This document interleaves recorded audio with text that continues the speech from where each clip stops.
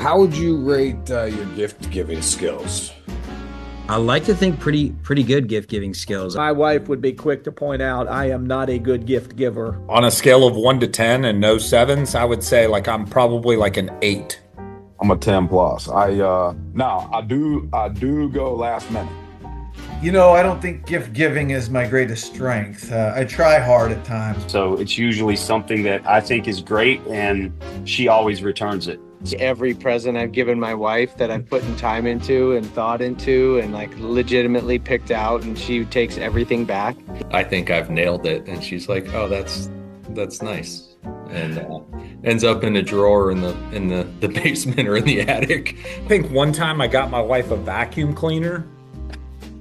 It's like what she asked for, but it was like, babe, we could have just like gone to Walmart on a Tuesday and picked up a vacuum cleaner. Heated socks were probably one of the mid gifts I've given my wife. So the reaction was like, "Oh, thanks." I'm like, "You're welcome."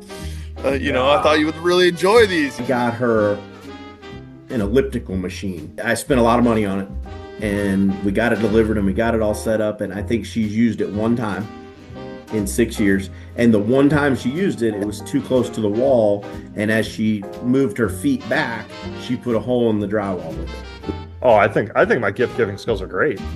I always tell my wife too, I'm like, my presence is your present. My strength is probably putting thought into the gifts. I am a good gift giver. I am. I'm creative. I'm working on a project right now for my wife that I spend some time on trying to think outside the box than just necessarily heading to Lululemon. I've gone to the gift card program, and I think that has worked out very, very well. Like a sound bar, I think I bought, and she's like, "What I don't care." What is the best Christmas movie? Home Alone. Yeah, that's an easy one, man. Dude, you could watch Home Alone in July. That one's easy. So we don't have a ton of traditions in our household, but one tradition we have, we watch Christmas Vacation together every year. Well, for me, it's still got to be Animal House. I coach at Oregon. I love A Christmas Story.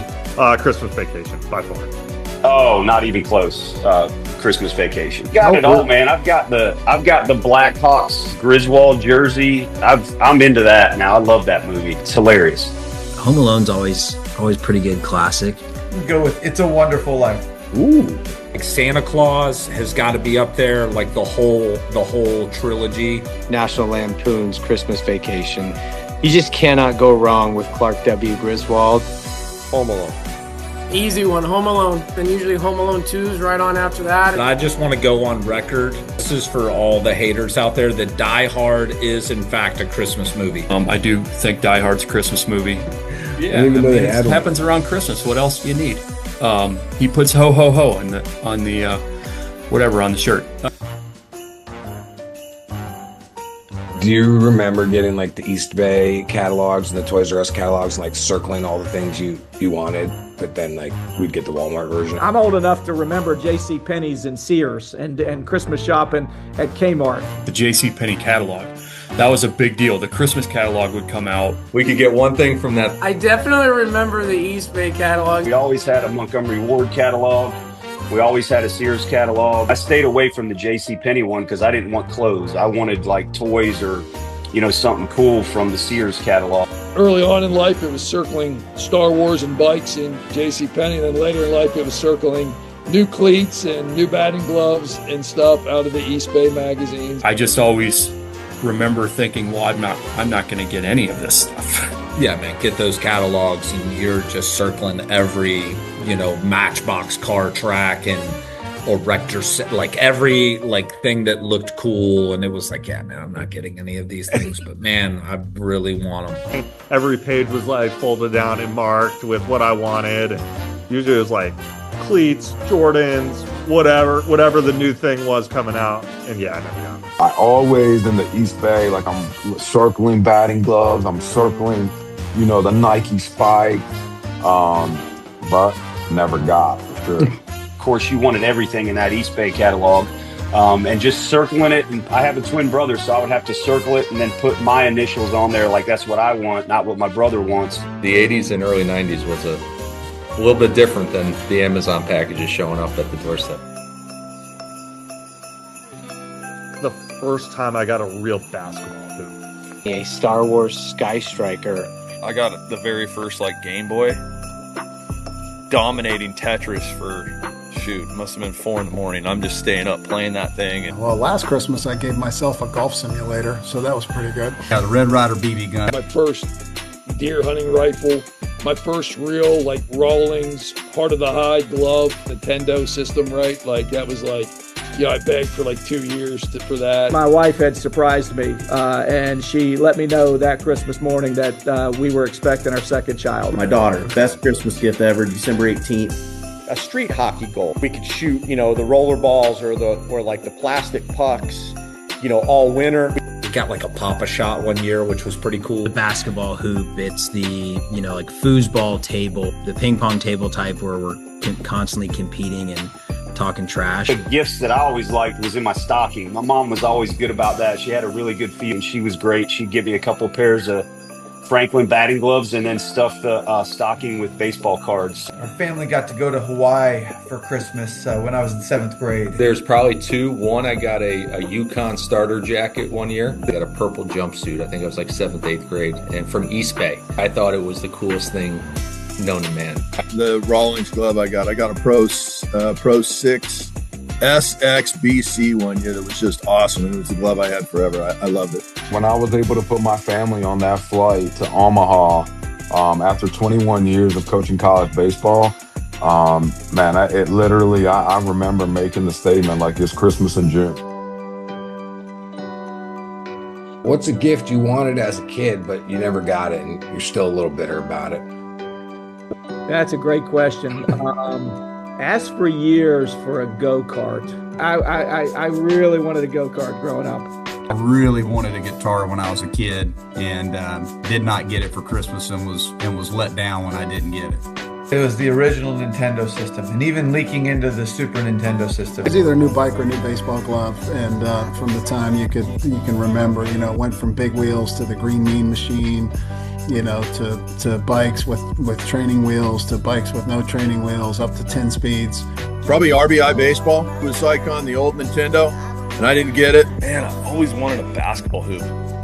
One that I can just put in the driveway and put it up, fill with the cement or water in the bottom, and I can just fill buckets. I never had a basketball hoop. We always wanted Nintendo or Sega, and my parents, that was a non-starter.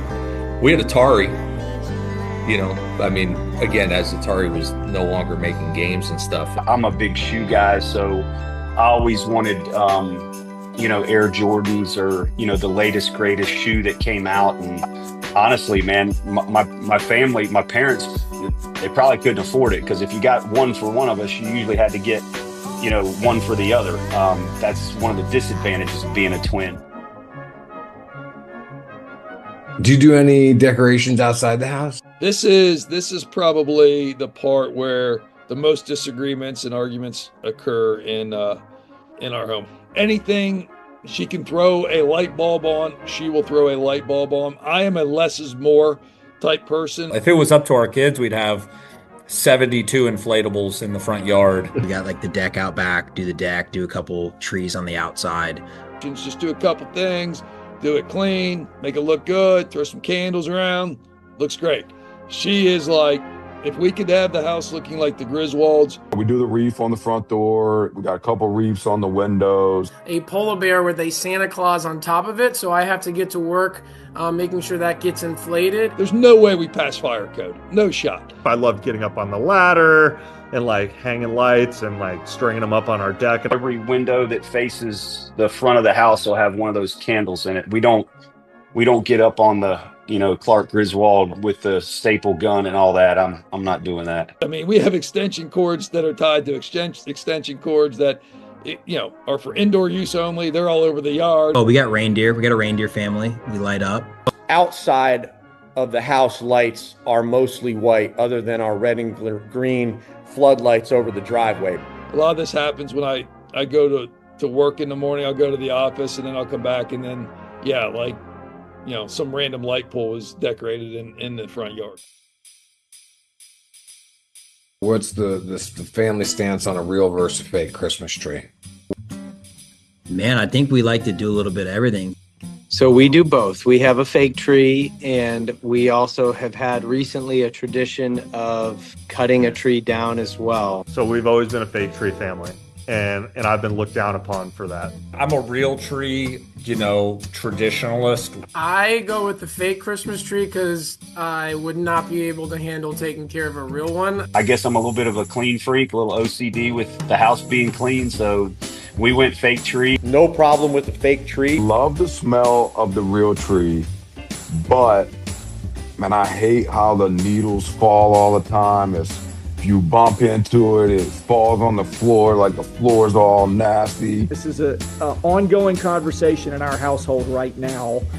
So far, the feedback I've gotten from my wife and kids is that yes, that the Christmas tree needs to be a real tree. I don't know that I agree with that. I think I'm starting to really warm to the idea, to the concept of a fake tree. Growing up in Washington, I mean, there's trees around every corner. So growing up, it was always the real tree. I mean, we'll be a mix. We'll be a mix, but certainly like the days of the Griswold, like I'm not driving out and hacking it down anymore. I don't have that.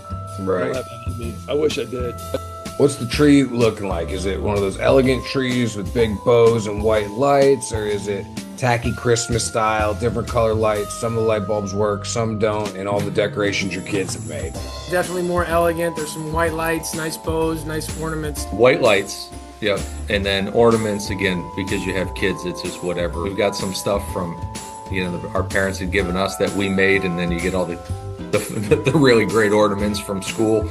Like we got like the ornaments that the kids made when they were in kindergarten that are like half broken, like legs are missing off. We're holding firm to the elegant side for now, fully knowing our windows opening of the homemade ornaments that we are now transitioning from the kids' trees.